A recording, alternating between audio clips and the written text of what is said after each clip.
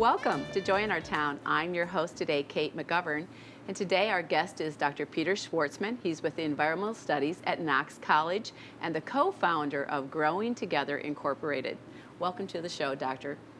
Kate, it's great to be here. Thank you. It's great to have you. I'm really excited to learn about our topic today, which is actually about urban farming. Tell me a little bit about how urban farming works in our communities and your passion for this.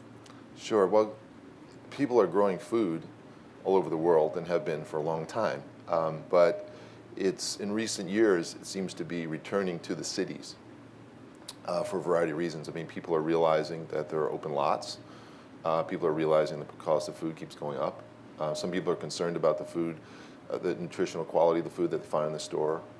And people are, I think, returning to being outside more and realizing it's a healthful thing to do, and a wonderful way to like reintegrate with their community and with their neighbors. Tell us a little bit briefly about your outreach that you're doing here in the communities. So Growing Together Inc. is based in Galesburg. It's been here for about 3 years, and we're there for the public. So we run some camps for children. We run some workshops for all people. We run a community garden or farm in Galesburg itself, and we're really a resource at this point. We provide seeds for people. We will help people till their gardens if needed. We'll give them assistance in planting their gardens. Those kinds of things. So it's a very eclectic group of sorts with lots of different talents. We have people who like cooking. We have people who like getting their hands dirty. We have people who really are more kid-friendly. Mm-hmm. Our region has plenty of farmland, as we both know. What is the need for urban farming? Yeah, there are a lot of different types of urban farmers, so you can answer that different ways. Okay. I would say that some people feel that, again, the food that we are getting in the stores are not necessarily the types of foods that we want to eat, or maybe not at the price that we want to pay. And if we can grow our own food, well, we know exactly what it is. We know where it came from. We can control the inputs to the land, and therefore the actual nutritional value of it. So I think those are some of the reasons that people are thinking urban farming is the way to go. I'd also say, though, on a global scale, through necessity. I mean, urban areas are growing worldwide. We've seen a major trend in the last 50 years where now more than half the population lives in an urban center. That was not true 50 years ago. And so where people always need food. Why not grow food locally? What has created the growing interest for urban farming? Yes, I think it depends on where you're located. I think in a U.S. context, I think it's still there's some variation in interest. One is, say in Detroit, there are a lot of open lots. There's been depopulation. There's joblessness. This is a productive activity for people to engage in, and it's not too difficult to learn. So why not, right? People always need to eat. Why not eat healthy? Why not be productive in that activity? Some other people are interested in urban farming or urban gardening just because they want to get outside. And they also there's an intergenerational piece to this. So grandparents want to share their love of gardening with their grandchildren. And this is a great way to do it. And before you know it, you put up a few square foot gardens and you have a lot of food. And then you can invite the neighbors over for a meal. So it's a way to really interconnect. I think it has kind of a vicious cycle in a positive way, context in terms of you start it and it just continues to grow. I mean, literally. Should people care about where our food comes from? Yeah, I think we should, and I think we should because think about it. I mean, we are what we eat. I mean, in a literal sense. So we have to think about where our food comes from. I don't think the food that's out there is dangerous to us. I'm not a practitioner of that viewpoint, but I do think the closer to our food we get, the better we know what's in it, the better we're able to feed ourselves, to make us healthy.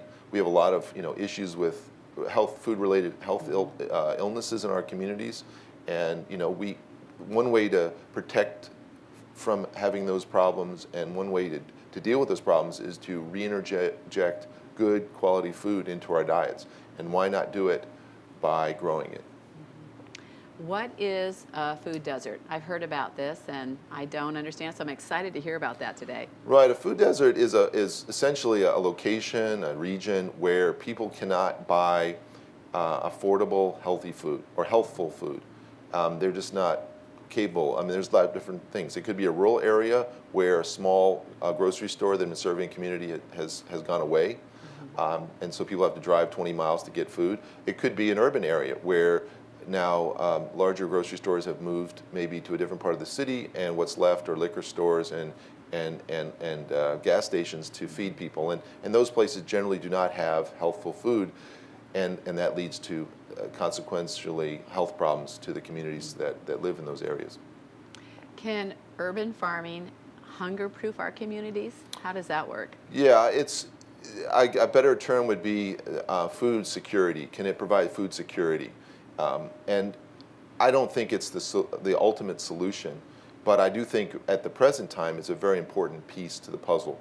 I notice when people engage in urban farming throughout the world, the people I've met in my travels and my communications and my research online, I find that they learn by doing, okay? And by doing, they become practitioners, and they start to not only understand farming, like the actual growing of the food, which a lot of people focus on, but actually the economies of farming, the economics of local communities, which in some areas are broken. And so it re-engages them in that whole process. We recognize that there is, for instance, in Galesburg, there's over $170 million a year spent on food, okay? Mm-hmm. Most people don't know that. There's a great organization in Minnesota, the Crossroads Institute, that does research, did a study on all of the various central Illinois regions and other parts of the world, country. And when they did that study, it provided this information. But if you take $170 million and you spend it locally and it re-energizes the local economy, that would just do wonders to Galesburg. For instance, at this point, about only 1% of the money spent on food in Galesburg is on locally grown food. And that shocks people, but that's too small a number.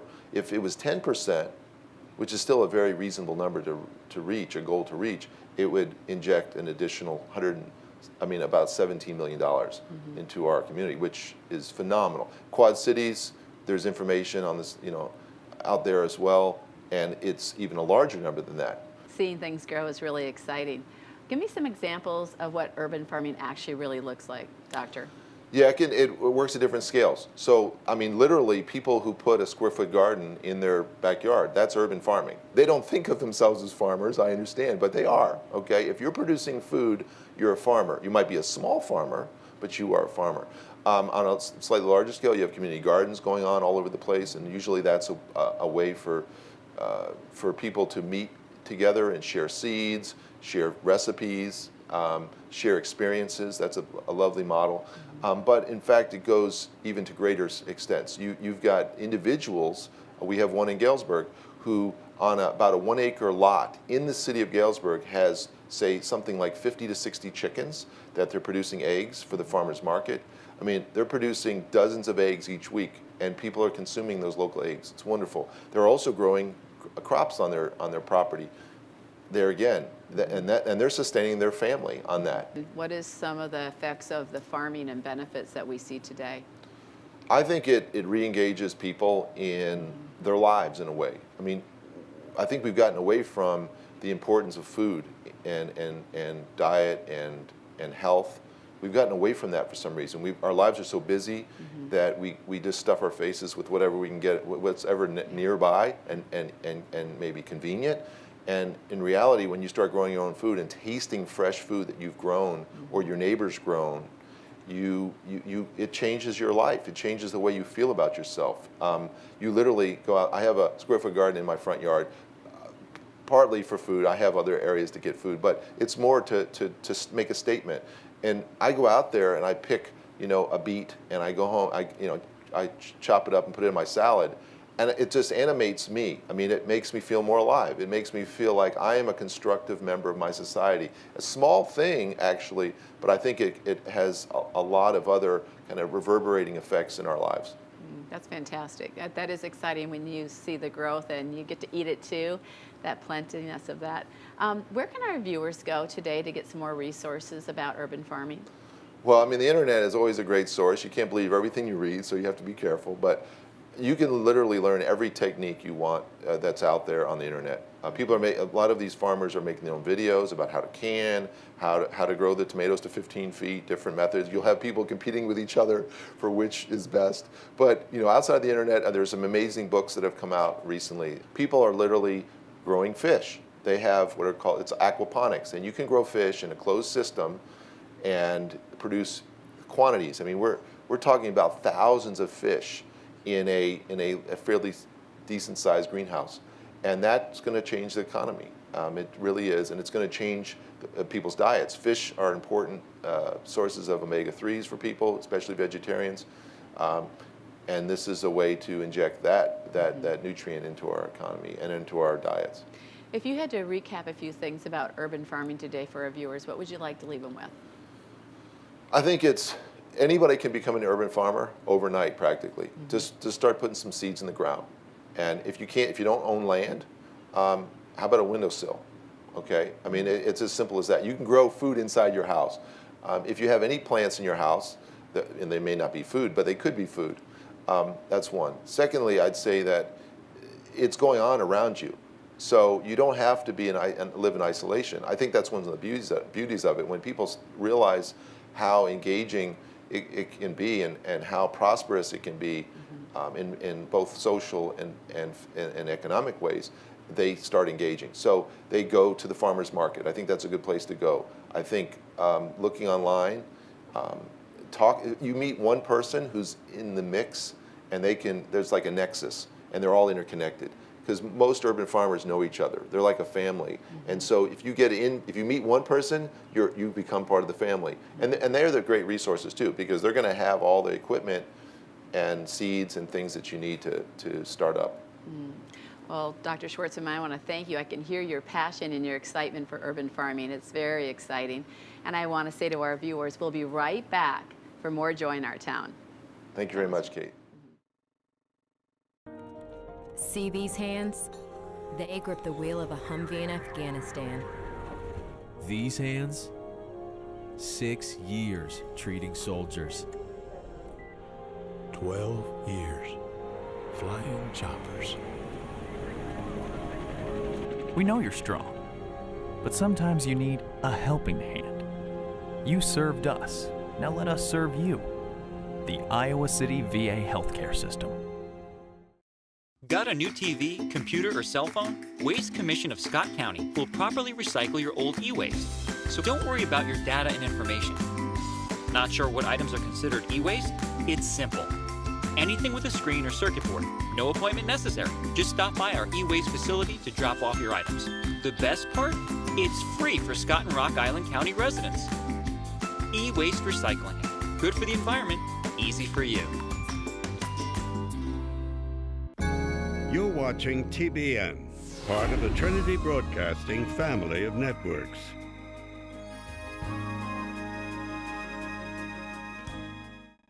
Welcome back to Joy in Our Town. I'm your host today, Kate McGovern, and we are back with Dr. Peter Schwartzman, Environmental Studies at Knox College, and organizer and co-founder of Growing Together Incorporated. This topic today, we're going to be talking about sustainable farming practices. Welcome back, Doctor. Thanks, Kate. It's great to be back. Tell us a little bit about sustainable farming and what is it? Sure. So sustainable farming means growing food. And it could be a variety of different food items, but growing it in a way that is respectful of the land, the people, and the ecosystem. I mean, that's really what it boils down to. The word sustainable focuses on having something in perpetuity.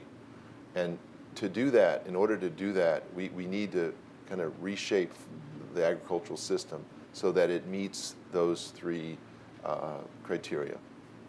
What are some of the problems in traditional farming that you see? There's a lot. I mean, the current farming practices that are widespread in our community, they are depleting the soils, not only of nutrients, but also of life.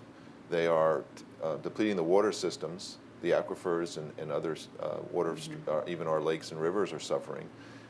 They are spraying chemicals on these crops that we have reason to believe, and some of them are known to be dangerous, and others are potentially dangerous. And I think, frankly, the economics of it are not necessarily in the best interest of the society as a whole. Tell us a little bit about crop rotation and explain to us, why is it really necessary for that? Well, the soil is the foundation of everything. If you don't have good soil, you're not going to have crops that are viable. Even if you have marginal soil, you might get some crops, but in fact, the quality of that food, the nutritional quality for us is limited. So in order to make the system work, you need good soil. Okay, how do you get good soil? If you grow the same thing over and over, it's going to deplete those specific nutrients. It's like a child who only eats mac and cheese every night, right? Well, the mac and cheese in the cabinet, it's going to be gone over time, right? So you need a diversified diet. That child does. Well, our agricultural systems need to be diverse as well. So if you grow multiple different things, then they deplete the resources more slowly. But in fact, you can have crops that actually bring nutrients to the soil. They're called nitrogen fixers. They actually draw nitrogen out of the atmosphere. Plants generally don't do that, but some plants are able to bring nitrogen to the soil, and in so doing, provide that nutritional compound, nutrient that all plants need to grow. And so crop rotation allows you to shift. It also, very importantly, pests and diseases will flourish in an environment that doesn't change, that's a monoculture, okay? So if you change your crops, you trick the pest, you trick the disease, you cause a downtime for diseases and pests, which generally means that's probably the most fruitful and healthy way to deal with that problem. What are cover crops and how does that work? They're interconnected. So a cover crop is a crop that you grow in kind of the off season to keep the soil in the ground. If you don't cover your crop, guess what happens? When it rains or when, say, the snow melts in the spring, all that great nutrient goes right into the river. And that's a problem. That's a major problem because, again, you're depleting the soil. Cover crops also provide that crop rotation in a way, right, to keep the diseases and pests down. It also, many cover crops, say like clover and other legumes, they can actually bring nitrogen into the soil. So they actually restore the soil. So I should make it clear, though, a lot of industrial agricultural methods include crop rotation and cover crops. So it's not as if this is just strictly a technique used for sustainable agriculture, but sustainable agriculture makes it an absolute necessity and puts the emphasis on it, and it also diversifies the types of crops that are grown, which benefits the soil. What kind of reception are these farming techniques getting from our local growers? Well, I think as people engage in this activity, sustainable agriculture or even urban farming, as we were talking about earlier, they have to learn. I mean, they learn, as I did. You know, you have to kind of get your feet dirty, hands dirty, literally and figuratively, and learn those techniques. And I think once you do, you realize that they're essential. I mean, composting and using compost is a very, very lucrative and successful program. And cities all over the country now are actually collecting compost from everyday people, and that compost is then being used to fertilize the soils in the neighboring communities. It keeps it out of the landfill. It keeps it from, using the fuel to travel and transport it everywhere. It's a win-win for everybody. Sustainable farming, how expensive is it to do? Well, that's another beauty. There are some techniques, say of building a hoop house, which can cost on the order of $10,000 to $20,000. That's a lot of money for someone just to plop out, you know. So, but one of the beauties of sustainable agriculture is in the communities that are created who are doing it. And so there's a lot of sharing of resources. People see each other as, not as competitors, but as actually neighbors and co-conspirators of sorts to create this new food. And in so doing, they share things. One of the other misconceptions about food in general is that seeds are very expensive. Well, no, seeds are actually extremely inexpensive. You know, a box of watermelon seeds can probably produce 100 watermelons, which at $5 or $6 a watermelon is what, about $600. Well, that seed packet, even at an heirloom, high-end retailer, would probably be about $5. So, I mean, and that's an expensive seed.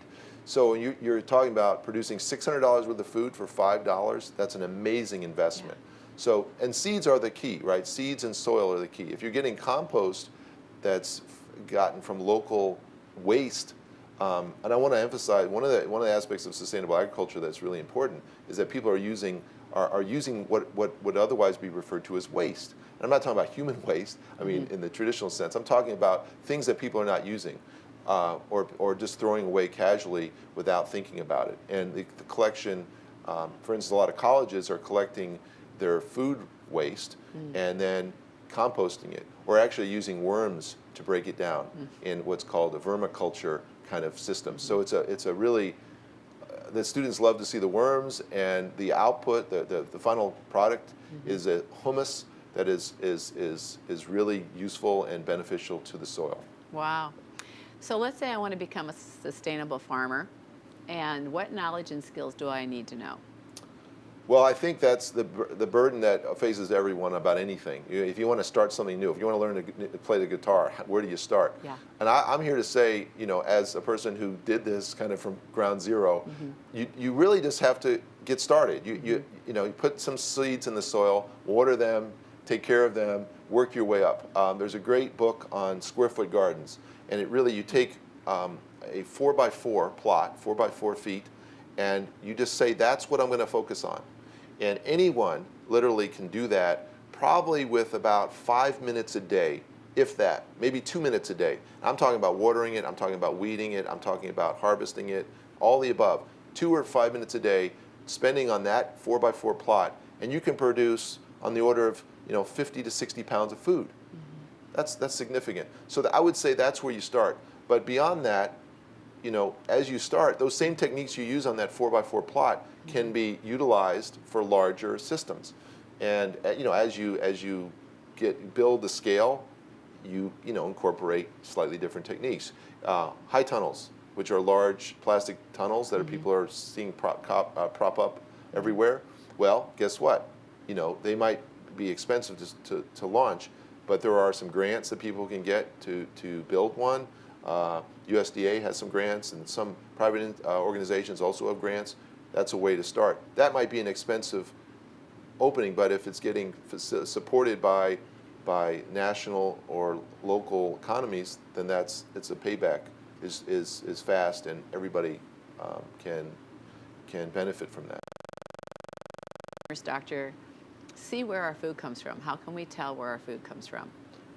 Well, that's an excellent question. I think the best way is to go visit the farmer.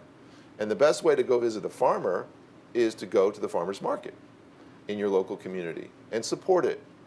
I think people don't realize how beneficial farmers markets can be, not just in terms of the good food that you get, but supporting the local economy, the interconnections that you make. I've lived in Galesburg 17 years. I started going to the farmer's market fairly early on in my life there, and over the time now, I know almost all the farmers, and I've been to most of those farms, and I've eaten almost all of their food, and and so have my children, and so it creates kind of very positive experience. I feel like I know my region, and I wouldn't have known that otherwise. And in fact, almost every city in the United States has a farmer's market in some form. Some of them have them, every day. You go to Chicago, you can go to multiple farmers markets any given day you want and meet farmers throughout the region who are practicing these methods and producing wonderful food for us. Wow, I love farmers market too. Do you have any success stories that you'd like to share and leave with our viewers today? Well, I maybe focus on one. We started a 2-week camp called Farm to Fork, and in Galesburg, and I was kind of teaching the farming methods, and I had a gentleman doing the cooking and teaching how you take the food that we're growing and turn it into edible things. And we're doing this with young children. And what we found, for instance, the first day we gave them a kale smoothie. Well, maybe 1 out of the 10 kids was willing to even try it. Well, second day, you take a kale smoothie, you add some banana. Well, then a few more were able to try it. By the end of the week, the first week, kids were drinking kale smoothies like it was soda pop. And watching that happen in a week, in 5 days, was just, I don't know how to describe it. And I think children are maybe more open-minded. Maybe adults would be less willing to try kale smoothies. And I don't think kale smoothies is ultimately the answer, but I think it really demonstrated for me that a lot of these beliefs that we have, these myths, that children won't eat good food or they will shy away from healthy things, is wrong. And it can happen in a short time. It just has to be something that you do kind of consciously. You create the opportunities for such a camp. That camp was able to run because of a grant that we got and received, the Growing Together received, and we're looking for the next grant to run it again. Mm-hmm. But in a very short period of time, I think you can make a change. And those children, even today, will see me in the neighborhood and they'll say, "How about that kale smoothie?" And it just lights me up because they didn't even know what a kale smoothie was. Wow. Fantastic. What a great information today about sustainable farming. Thank you so much, Dr. Schwartzman, for being with us today. And I want to thank our viewers. Thank you for joining us today on Join Our Town. See you next time.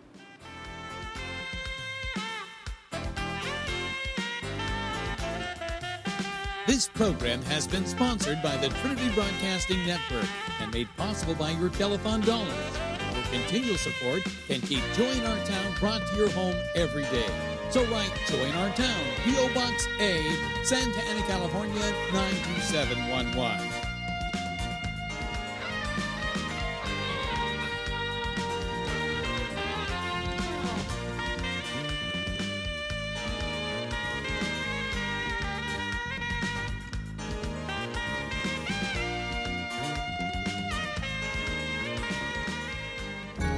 You're watching TBN, part of the Trinity Broadcasting family of networks.